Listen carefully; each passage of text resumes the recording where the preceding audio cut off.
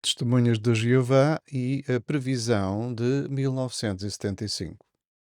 Resumo: o ano de 1975 constitui um marco importante na história das Testemunhas de Jeová devido às expectativas escatológicas desenvolvidas em torno dessa data.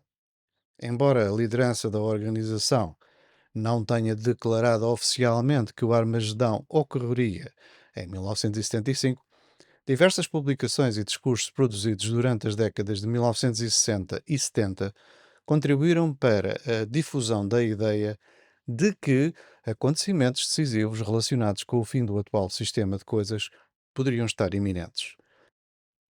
O fracasso dessas expectativas teve repercussões significativas na organização, influenciando a dinâmica interna, a retenção de membros e a forma como a liderança passou a comunicar questões proféticas nas décadas seguintes. Esta apresentação reúne a análise das fontes primárias da própria Sociedade Torre de Vigia com a perspectiva da investigação académica sobre o fenómeno. Introdução. As Testemunhas de Jeová são um movimento religioso cristão restauracionista caracterizado por uma forte orientação escatológica. Desde o final do século XIX, a organização tem atribuído importância central à interpretação cronológica da Bíblia, identificando determinados períodos históricos como indicadores da proximidade da intervenção divina na história humana.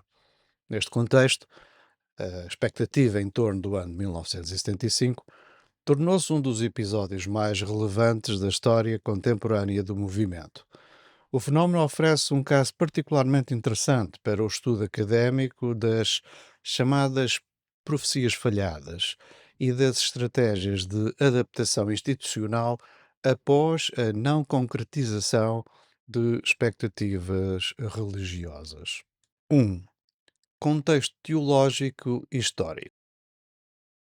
A previsão de 1975 assentava numa cronologia bíblica específica, desenvolvida pela liderança da Sociedade de Torre de Vigia, doravante STV. O raciocínio era o seguinte: a criação de Adão teria ocorrido em 4026 antes da Era Comum. Os dias criativos de Deus corresponderiam a períodos de 7000 anos cada. O sétimo dia, o reinado milenar de Cristo, começaria no fim dos primeiros 6000 anos. Somando 6000 anos a 4026 antes da Era Comum, chega-se ao outono de 1975. Na base desta cronologia, a STV implicava que 1975 seria o momento em que Deus terminaria este sistema de coisas e inauguraria o milénio, o que os membros compreenderam como o equivalente ao fim do mundo.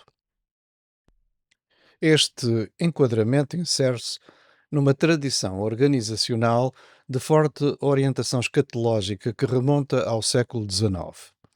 Segundo George D. Chrysides, o discurso oficial mantinha frequentemente uma ambiguidade calculada, evitava estabelecer uma profecia explícita, mas incentivava uma expectativa elevada quanto à proximidade dos acontecimentos finais. 2. A construção da expectativa, 1966 a 1975. O ponto de partida, 1966.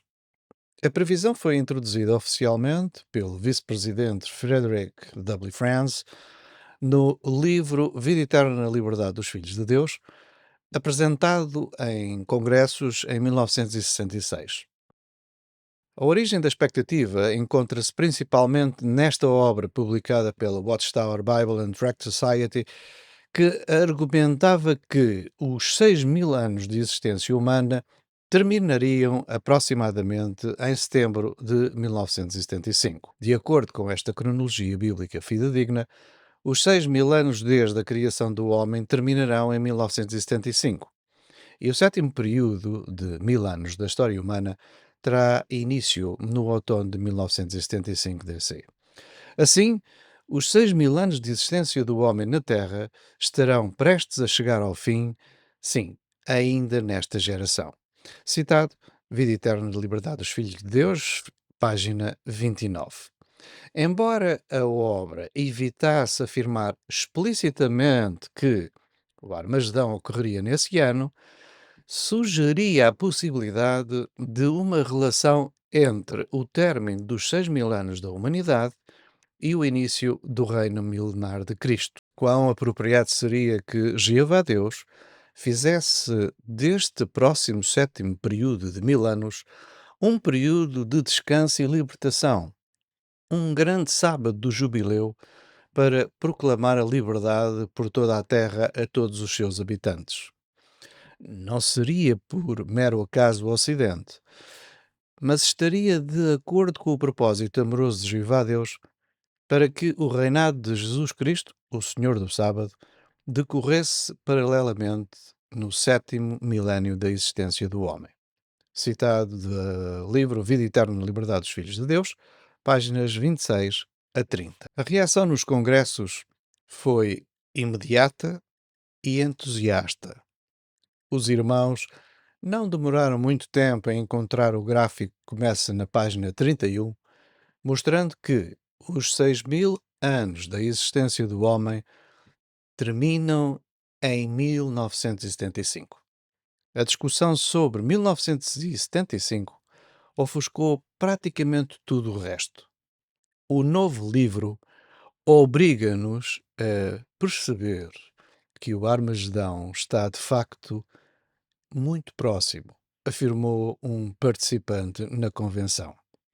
Citado da Sentinela, 15 de outubro de 1966, páginas 628 a 629. A campanha de 1966 a 1968. Paralelamente, artigos publicados na revista A Sentinela e em discursos proferidos por representantes da organização reforçavam a percepção de que o tempo restante antes do fim era extremamente reduzido. Será que o dia de descanso de Deus corresponde ao tempo que o homem está na Terra desde a sua criação? Aparentemente sim. Em que ano então terminarão os primeiros 6.000 anos da existência do homem e também os primeiros 6.000 anos do dia de descanso de Deus? No ano de 1975. Isto significa que, dentro de relativamente poucos anos, testemunharemos o cumprimento das profecias restantes que têm a ver com o tempo do fim. Citado pela Despertai, 8 de outubro de 1966, páginas 19 e 20. Faltam apenas cerca de 90 meses para que se completem os 6.000 anos da existência do homem na Terra. O Ministério do Reino, março de 68, página 4. Em 1968, a Torre de Vigia publicou um artigo cujo título é por si só revelador. Why are you looking forward to 1975? Porque está ansioso por 1975. Não se questionava se os membros deveriam esperar por 1975, mas por que razão o deveriam fazer? Diz assim: uma coisa é absolutamente certa. A cronologia bíblica, corroborada pelas profecias bíblicas cumpridas, mostra que os 6.000 anos da existência do homem estão prestes a chegar ao fim. Sim, ainda nesta geração. É um momento em que devemos estar plenamente conscientes de que o fim deste sistema de coisas se aproxima rapidamente de um desfecho violento. Citado da Sentinela, 15 de agosto de 1968, página 494. 3. Impacto nos membros, dados e comportamentos.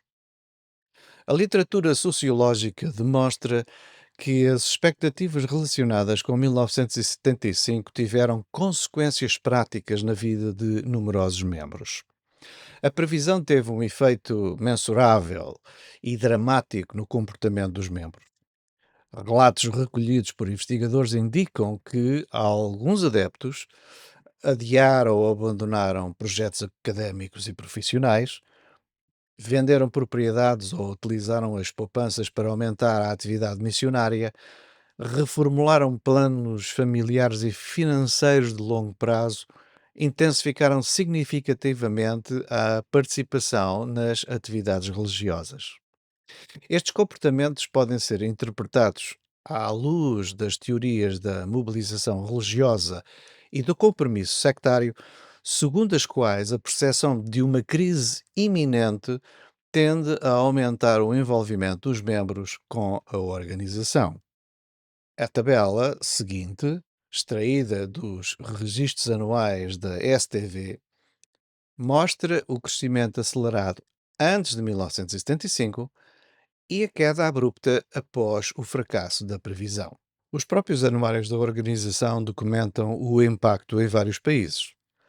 No entanto, os primeiros meses do ano do serviço de 1976 começaram com uma diminuição acentuada no número de publicadores e de estudos bíblicos em casa.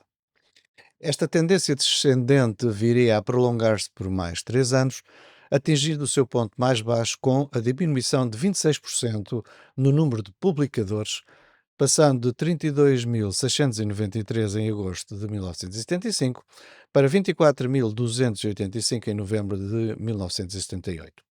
Anuário das Testemunhas de Jeová, 1988, páginas 80, 189 e 190, Coreia. No entanto, muitos deixaram de servir a Jeová quando o atual sistema de coisas não chegou ao fim em 1975. Anuário das Testemunhas de Jeová 2003, páginas 162 a 163, Filipinas. O fracasso da expectativa e a resposta institucional. A chegada e a passagem de 1975 sem os acontecimentos esperados gerou um período de desilusão em vários setores do movimento. Embora não exista consenso entre os investigadores quanto à dimensão exata do impacto, os dados estatísticos e os relatos dos próprios anuários apontam de forma inequívoca para uma desaceleração do crescimento organizacional e para um aumento do número de dissociações e abandonos durante os anos imediatamente subsequentes. O episódio enquadra-se na categoria sociológica das expectativas escatológicas não concretizadas, no fenómeno estudado desde a publicação de When Prophecy Fails, por Leon Festinger e colaboradores. Segundo esta perspectiva, grupos religiosos desenvolvem mecanismos de reinterpretação que permitem perseverar a coerência interna após uma previsão falhada. Fase 1. Culpar os membros. 1976. Quando 1975 passou sem o tão aguardado fim se tivesse cumprido, a primeira resposta oficial da organização foi transferir a responsabilidade para os próprios membros. Não foi a palavra de Deus que falhou ou o enganou e lhe causou desilusão, mas sim o facto do seu próprio mal-entendido se basear em premissas falsas. Citado de Sentinela, de 15 de julho de 1976, páginas 440 a 441. Fase 2. Admissão parcial, 1980. Nos anos posteriores, a liderança das Testemunhas de Jeová procurou reavaliar o episódio. Em artigos publicados no final da década de 1970 e início da década de 1980, reconheceu-se que algumas declarações tinham contribuído para expectativas excessivas. Particularmente significativo foi um artigo de 1980 na revista A Sentinela.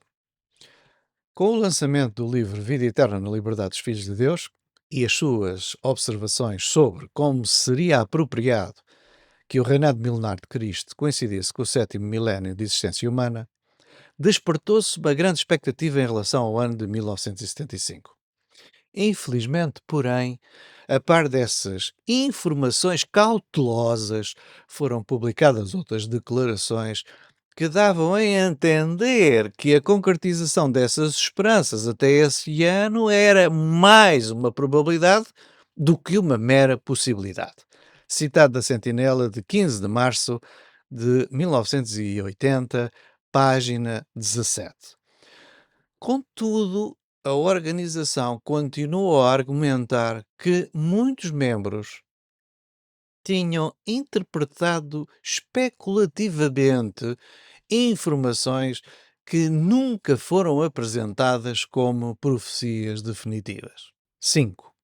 Contexto histórico, um padrão repetido. 1975 não foi um caso isolado.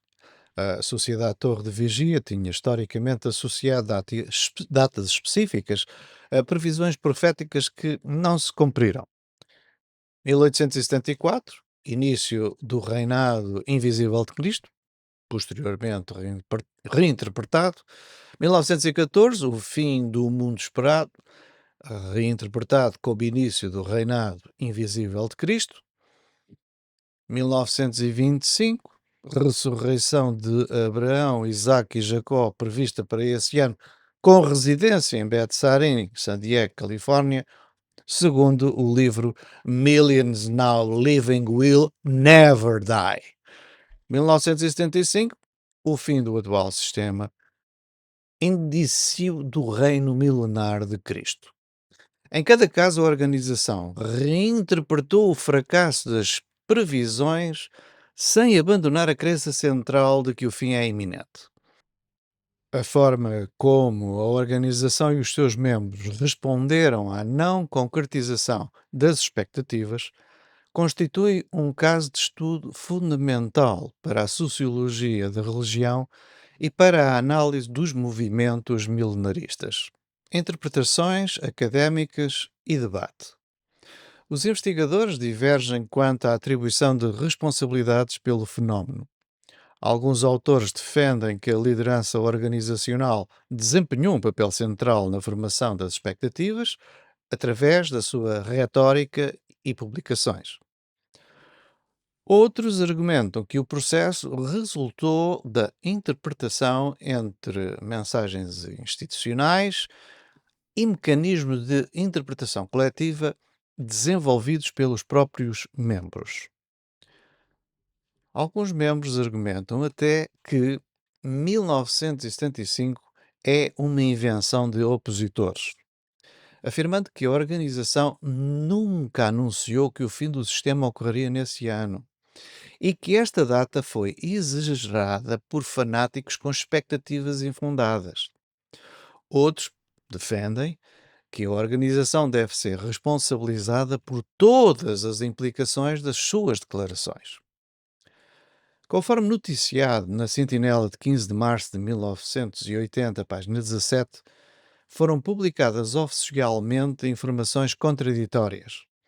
Algumas sugeriam cautela em relação à data, enquanto outras a apresentavam como uma probabilidade e não uma mera possibilidade.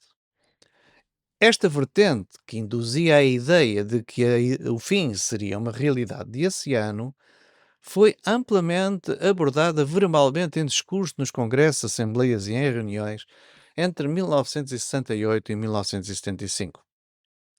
Para os estudos sobre os movimentos religiosos, o caso de 1975 tornou-se uma referência importante para compreender a relação entre a autoridade religiosa, expectativa profética e adaptação institucional. Conclusão. O episódio de 1975 permanece um dos acontecimentos mais significativos da história moderna das Testemunhas de Jeová. A sua relevância ultrapassa o contexto específico do movimento, constituindo um caso de estudo fundamental para a sociologia da religião e para a análise dos movimentos milenaristas. As fontes primárias apresentadas nesta apresentação demonstram que a expectativa em torno de 1975 não surgiu do vazio. Foi construída ao longo de quase uma década através de publicações, discursos e da própria retórica organizacional. A admissão parcial em 1980 reconhece implicitamente esta responsabilidade institucional. Como alguém que viveu na época e que sempre expressou fortes reservas em relação à expectativa em torno deste assunto, posso afirmar com segurança que, apesar das nuances dos textos, ninguém que conheci no grupo tinha dúvidas sobre o profundo significado atribuído à data. O fim do sistema de coisas. A forma como a organização e os seus membros responderam à não concretização das expectativas oferece importantes contributos para a compreensão dos mecanismos de resiliência e transformação presentes em comunidades religiosas fortemente orientadas para a escatologia.